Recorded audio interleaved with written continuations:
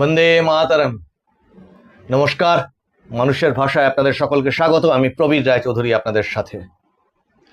এক ধর্মযুদ্ধে জয়ী হয়ে মানুষ এখন ধর্ম স্থাপনের কাজ করছে। এক অন্ধকার যুগের অবসান ঘটিয়ে নবজাগরণে মত্ত হয়েছে এক প্রায় মুমূর্ষু এক জাতি। আর চারিদিকে যা কিছু দেখছেন, যা কিছু ঘটছে, সেইগুলি হচ্ছে ওই অপশাসনের উচ্ছিষ্ট অংশগুলি, ছড়িয়ে ছিটিয়ে চতুর্দিকে যেগুলো রয়েছে সেগুলি। আগামীকাল থেকে দুটি বড় ঘটনা ঘটতে চলেছে। এই চতুর্দিকে এই যে মাননীয় জয়পুর ডায়ালগস, এই যে চ্যানেলটি, তার যিনি সম্পাদক আছেন, সেই অত্যন্ত শ্রদ্ধেয় আইএএস, রিটায়ার্ড আইএএস মাননীয় সঞ্জয় দীক্ষিত মহাশয়, তিনি একটা ভালো কথা বলেছেন। এই যে ডিজে বাজানোর কথা বলেছিল, যে 4 তারিখ বিকেল 4টের পর ডিজে বাজাবে, তা উনি এইটার একটা ভালো নাম দিয়েছেন, সেটা হচ্ছে ডিম আর জুতো। তা চতুর্দিকে আমরা এই ডিম আর জুতো দেখতে পাচ্ছি, এই ডিম আর জুতোর বাজনা শুনতে পাচ্ছি। কিন্তু এখন কোন বিষয় নিয়ে এই এপিসোডে বিশেষ গুরুত্ব আপনাদের সামনে বা বলা যায় স্মরণ করিয়ে দিতে চাইছি, সেটি হচ্ছে আগামীকাল 1 তারিখ থেকে দুটি বিশেষ ঘটনা। অন্য তো অনেক কর্মকাণ্ড আমাদের এই নতুন সোনার বাংলার এই যে স্বদেশ সরকার, তারা ডবল ইঞ্জিনের গতিতে করছে, সেটা তো সবাই আমরা জানি।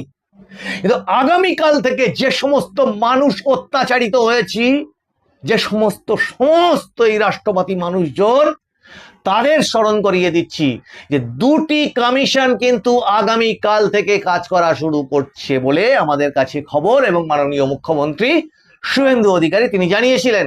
সেটি একটি হচ্ছে মাননীয় বিচারপতি বিশ্বজিৎ বসু, তার সভাপতিত্বে যে সমস্ত 2021-এর পর ভোট পরবর্তী যে হিংসা হয়েছিল, মানুষের উপর যে ভয়ঙ্কর অত্যাচার নেমে এসেছিল, তার কমিশন।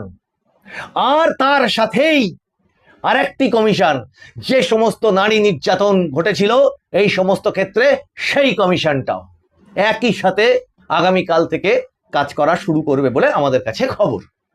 এখন এই পুরো বিষয়টাতে আমরা এই মানুষের ভাষায় মাননীয় মুখ্যমন্ত্রীর বক্তব্যকে তুলে ধরে আপনাদেরকে জানিয়েছিলাম যে সমস্ত তথ্য আপনাদের হাতে ছিল, সেই সমস্ত তথ্য নিয়ে স্থানীয় থানায় আপনাদের অভিযোগ জানানোর জন্য, এফআইআর করবার জন্য মাননীয় মুখ্যমন্ত্রী একবার শপথ গ্রহণের পরেই তিনি জানিয়েছিলেন। বিভিন্ন সভা থেকে, প্রশাসনিক সভা থেকেও তিনি এই আবেদন জানিয়েছিলেন। এখন এই অভিযোগটা জানাতে হবে।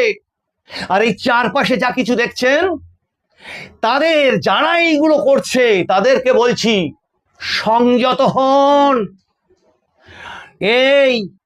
ওই অশান্তি নিকেতনের স্বৈরাচারী আর টালি চালার স্বৈরাচারিনী মানুষের মুখের অন্ন, বস্ত্র, শরীরের বস্ত্র আর থাকার বাসস্থান সব কেড়ে নিয়েছিলেন আপনারা।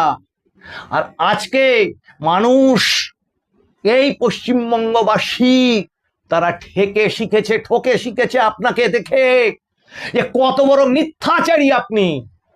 ওই বাম আমল থেকে আপনার পুরো আন্দোলনগুলোই ছিল হচ্ছে মিথ্যাচারে ভরা। এই যে গতকাল, এবং আপনি লাগাতার বিভিন্ন আন্দোলন যখনই করেন তখনই আপনার মিথ্যাচারগুলো ফুটে ফুটে বেরিয়ে পড়ে। সবচেয়ে মুশকিলের বিষয় কি হয়েছে জানেন আপনার? মানুষ এখন আপনার এই সব মিথ্যাচার, সব নাটক আগাম বুঝে ফেলে, হাসাহাসি করে রীতিমতো। ঠিক এই কারণে কিন্তু ওই প্রত্যেকটা সভা থেকে আপনি যে সমস্ত মিথ্যাচারগুলো করতেন, তার ফল মানুষ কড়ায় গন্ডায় আপনাকে চুকিয়ে দিয়েছে। এখন এর পরেও আপনি কি থেমেছেন? থামার লক্ষণ দেখাচ্ছেন না। এরপরেও আপনার উস্কানি থামেনি। এই যে চতুর্দিকে যা কিছু করে বেড়াচ্ছেন, আবার নাকি আন্দোলন করবেন, আবার নাকি ধর্ণা দেবেন, তাই এগুলো সংযত হওয়ার দরকার। তার কারণ কি, মানুষ আপনাদের কিন্তু আর ফিরিয়ে আনবে না, নেই, দলটাই নেই। আজকে কালীঘাটে জরুরি বৈঠক ডেকেছিলেন, ৮০ জনের মধ্যে ২০ জনও উপস্থিত হয়নি আপনাদের সাথে। লোকসভার সাংসদ দেখাচ্ছেন, আগামী দিনে সেটাও মানুষ দেখতে পাবে না। এখনো পর্যন্ত মাননীয় কি বলা হয়, বিজেপি রাজ্য সভাপতি, আমাদের এখানকার মাননীয় শ্রমিক ভট্টাচার্য, বিভিন্ন বিজেপি রাজ্য স্তরের নেতা মন্ত্রী, তারা জানিয়েছেন জঞ্জালের কোনো প্রয়োজন নেই। মানুষ ঝাঁট দিয়ে বিদায় করে দিয়েছে আপনাদেরকে, আর মানুষ এখন মন দিয়েছে নতুন পশ্চিমবঙ্গ গড়বার জন্য। আর এই নতুন পশ্চিমবঙ্গ গড়বার মাঝখানে এটা মাননীয় মন্ত্রী অগ্নিমিত্রা পাল গতকাল জানিয়ে দিয়েছেন, এই যে নতুন পশ্চিমবঙ্গকে গড়ে তোলা, নতুন ভাবে গড়ে তোলা, হয়তো ইতিহাসেই প্রথম, তাতে যে বাধা দিতে আসবে তার সাথে কোনো রকম আপোষ কিন্তু করা হবে না। প্রশাসন কোনো আপোষ করবে না, এটা খুব পরিষ্কার। আর ওই ধর্ণা মঞ্চ, নাটক, এই সমস্ত করেও খুব একটা লাভ হবে না, কারণ মাননীয় রাজ্য সভাপতি বিজেপির শ্রমিক ভট্টাচার্য মাননীয় তিনি বলে দিয়েছেন যে মানুষ কিন্তু খুব রেগে আছে। ব্যাপার হচ্ছে এ তো মৌলিক অধিকারের মধ্যে পড়ে, মানুষের অন্ন, বস্ত্র, বাসস্থান, বাক স্বাধীনতা, জীবনের অধিকার, আত্মরক্ষার অধিকার, এই সবগুলো তো মানুষের মৌলিক অধিকারের মধ্যে পড়ে, যেগুলো সব আপনি কেড়ে নিয়েছিলেন, সমস্ত আপনারা কেড়ে নিয়েছিলেন।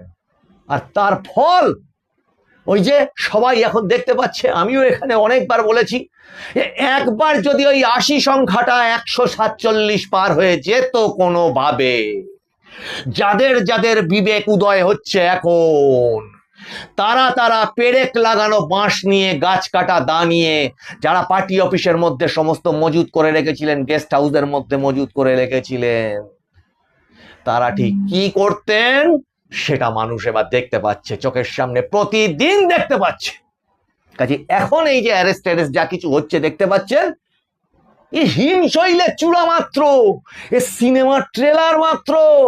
এই দুটো কমিশন ফাংশন করা, সন্দেশখালি যারা ওখানে তখন যারা যাতায়াত করেছি আমরা, সেই সমস্ত মহিলাদের, নারীদের, মায়েদের কি ভয়াবহ, তাদের মানে এক জায়গায় বসে কেউ শুনতে পারবেন না, সেই সমস্ত কাহিনী এতটাই ভয়ঙ্কর। রেখা পাত্র, মাননীয় রেখা পাত্র এমনি এমনি রেখা পাত্র নন, তার উপরে যে ভয়ঙ্কর ভয়াবহ অত্যাচার হয়েছে সে কাহিনী কজন জানেন, অনুমান করেন হয়তো। পিঠে খাওয়ানোর, পিঠে বানানোর নাম করে কত মহিলার জীবন নষ্ট করে দিয়েছে এরা, কল্পনার বাইরে। আর ওই ২০২১ সেই মে মাস যারা দেখেছে কিভাবে কতটা হিংসা, কতটা ভয়াবহ হতে পারে, মানুষ এত সহজে সব ভুলে যাবে। আর এখন তো নতুন গড়ার কাজ চলছে, তা ধরা যাক এই যে নতুন যে গঠন, এই গঠন প্রক্রিয়ায় যখন যদি কেউ বাধা দিতে আসে, আর যদি দেখে সেই ঠিক পুরনো নাটক, সেই চোর, সেই ভয়ঙ্কর সমাজ বিরোধীরা তাদের সেই কাজে বাগড়া দিতে আসছে, বাধা দিতে আসছে, মানুষ কি মেনে নেবে? এখন আইনের শাসন এবার প্রতিষ্ঠিত হচ্ছে এই রাজ্যে, যেটা ছিল শাসকের আইন, আর যে আইনটা ছিল মূলত বিদেশি জামাত জেহাদিদের তৈরি করে দেওয়া, যাতে একটি সমাজ ব্যবস্থা তৈরি হয়, তার আইন না। তাই বলছি, সংযত থাকুন, রিস্ক নেবেন না। ঠিক সময় মতো পুলিশ দরজায় দরজায় চলে যাবে অভিযোগ পেয়ে, তার কারণ এখন পুলিশ স্বাধীন, তাদেরকে মাননীয় মুখ্যমন্ত্রী বলেছেন যে বিএনএস এবং ভারতীয় সংবিধান মতে যেটা হবে তারা সেটাই করবেন।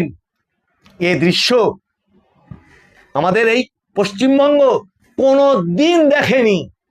রাস্তাঘাটে চতুর্দিকে আপনারা হাঁটুন, তাহলে বুঝতে পারবেন এক শ্রেণীর মানুষ যখন এই সমস্ত নিয়ে আলোচনা করছে, আশপাশে এখানে ওখানে ট্রেনের ওই প্রান্তে বা ট্রেন স্টেশনে যখন এই সমস্ত নিয়ে মানুষ উচ্ছ্বাস প্রকাশ করছে, আনন্দ করছে, নিজেদের মধ্যে গল্প করছে, তখনই ঠিক তার পাশে মাথা নিচু করে চুপ করে শুনছে কেউ কেউ কেউ কেউ। অন্যায় যে করে আর অন্যায় যে সহে, তব ঘৃণা তারে যেন তৃণ সমদহে, এ তো কবি বলে গেছেন। তেমনি অন্যায়কে যে সাথ দেয়, অনেক নেতা মন্ত্রী, এই কাউন্সিলর, খুচরো পঞ্চায়েত মেম্বার, প্রধান, এরা ভেবে ফেলেছিল এরাই ভারতের রাষ্ট্রপতি, এরা সব করতে পারে, যেখানে যা খুশি তাই করতে পারে। আর এবার জিতলে আরো কি করবে সেগুলো বানানো ছিল স্ক্রিপ্টে। কিন্তু এ তো ছেড়েই দিন, এদের পাশেও একটা জনগোষ্ঠী ছিল সুধী দর্শকবৃন্দ, যারা ওই ডিজে বাজানোর কথা বলা ওই গাড়িটার পাশে দাঁড়িয়ে থাকতো, যারা ওই ধর্ণা মঞ্চগুলির পাশে দাঁড়িয়ে থাকতো যেখানে বলা হতো একটা কমিউনিটি দিয়ে আর একটা কমিউনিটিকে তিনি 1 সেকেন্ডের মধ্যে ফিনিশ করে দিতে পারেন বা 12টা বাজিয়ে দিতে পারেন, এবং দায়িত্ব নিয়ে যে বলতো যে 4 তারিখের বিকেল বেলার পর তিনি নাকি দায়িত্ব নেবেন, তিনি আগের মতো মায়া মমতা দেখাবেন না, তার পাশে এই কথাগুলো বলবার পরে যারা হাততালি দিত, উচ্ছ্বাস প্রকাশ করত,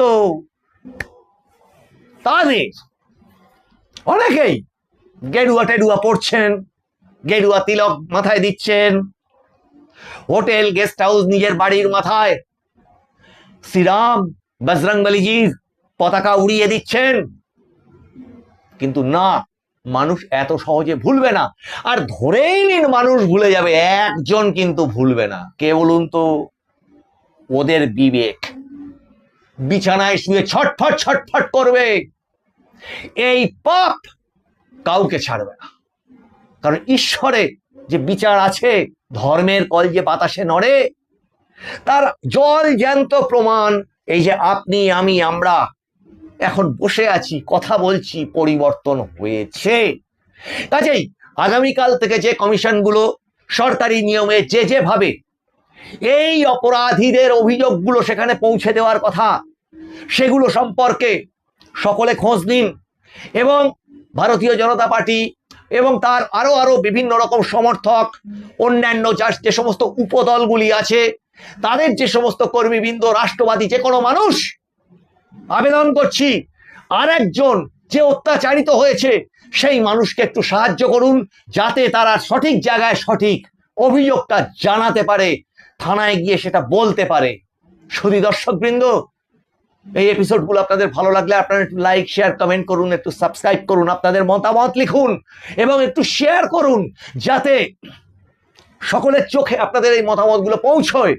এই ধরনের চ্যানেলের ওপর নানান ধরনের টুকরে টুকরে গ্যাংয়েদের নানান রকম আক্রোশ থাকে। কাজে আপনাদের লাইক, শেয়ার, কমেন্ট এই রাষ্ট্রবাদকে স্থাপন করতে আমাদের এই যে প্রচেষ্টা, সেই প্রচেষ্টাকে একটু ছড়িয়ে দিতে সাহায্য করবে। আপনারা অবশ্যই নজর রাখুন মানুষের ভাষার পর্দায়। মানুষের ভাষা সবার মনের কথা বলে। আপনাদের সঙ্গে আবার দেখা হচ্ছে সামনের এপিসোডে। ওই ইনফরমেশন নিয়ে ইনফরমেটিভ এপিসোডগুলো আমরা বানিয়ে আপনাদের সামনে হাজির করছি। এখনকার মতো বিদায় নিচ্ছি, দেখা হচ্ছে আবার সামনের এপিসোডে। নমস্কার।